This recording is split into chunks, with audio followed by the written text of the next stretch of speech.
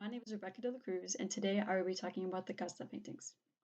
The Casta paintings were a collection of paintings from New Spain that were produced throughout the 1800s. The paintings were usually created in sets of 16 and were given to Spanish hierarchy. The purpose of the paintings was to portray the racial mixings and the daily lives of the New World. Many Europeans were curious as to how the populations of the New World would look, as they heard that there was a lot of hybridization that was going on amongst the community. So the paintings were basically used to portray the lives and what the people of New Spain would look like. Right here in the painting, you can see that they're making food. They're making tamales, they're making mole, and some of the paintings just pretty much portray their daily lives, like walking around or what food they would make and cook. In the Casta paintings, racial hierarchy was often depicted off the people's clothes. Um, in this right-hand corner right here, you can see the man. He has kind of a soldier outfit with a white wig and a red coat. That would indicate that he is Spaniard, and the Spaniards were on the top of the hierarchy. Spaniards were dressed usually with a formal attire, while indigenous and Africans were dressed with traditional clothing. As said by Dr. Katsu, Spanish indigenous women and African women were not allowed to wear Spanish women's clothing, so they would oftentimes have to create their own clothing. As you can see in this left-hand corner right here, the woman right there is wearing clothing that she created herself, and you can often see that by the gold lace to the end of that like silk scarf that she has right there. And that's a great indicator of racial hierarchy because indigenous women and African women, they weren't even allowed to wear the Spaniards women, so they were at the bottom of the racial hierarchy chart. Social hierarchy in New Spain were the Espanol, which was someone who was born in Spain. Creole is someone who was born in the Americas, but they're of Spanish descent. Those two people are at the top of the hierarchy. And next comes the mestiza or mestizo, which is someone who has a Spanish father and where they were born from an indigenous mother. When the Spanish first came over to New Spain, it was mostly just men, and there were very few, if not any, Spanish women. So the Spanish men would oftentimes procreate with the indigenous women or the African women that they bring over later.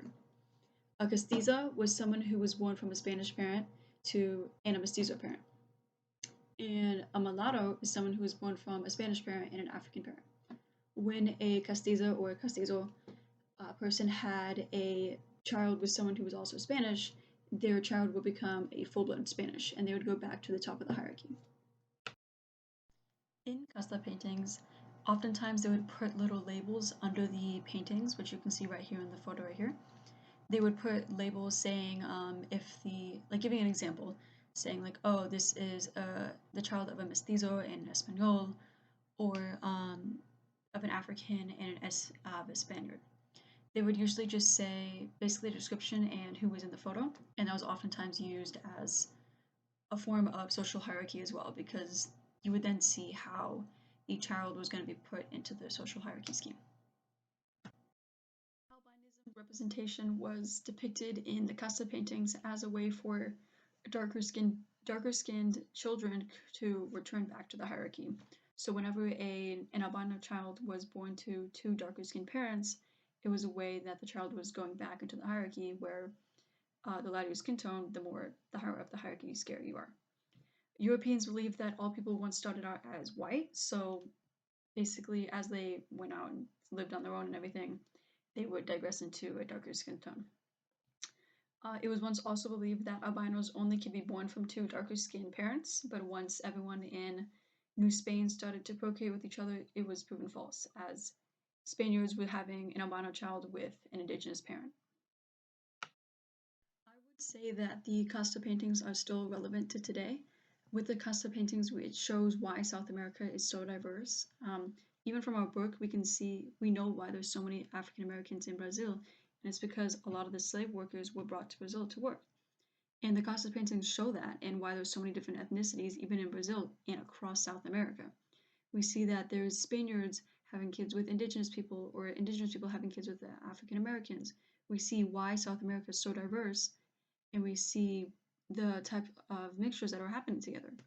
We also see that it gives us examples of the hierarchy back then and how it's still pretty much implemented in South America today, and how even now, hundreds of years later, there are lighter skin tones still being preferred throughout the continent. The Casta paintings also show how life was back then, and it compares to how life is now in South America, how there's recipes like mole or tamales still being used hundreds of years later. It shows just how the recipes or how like the lives are still similar to how they are now. This slide here is mostly just where I got my information and photos from. Right, the top half is just where I got the photos from, and the last half is the websites that I got the information from, which the websites came from the Canvas page.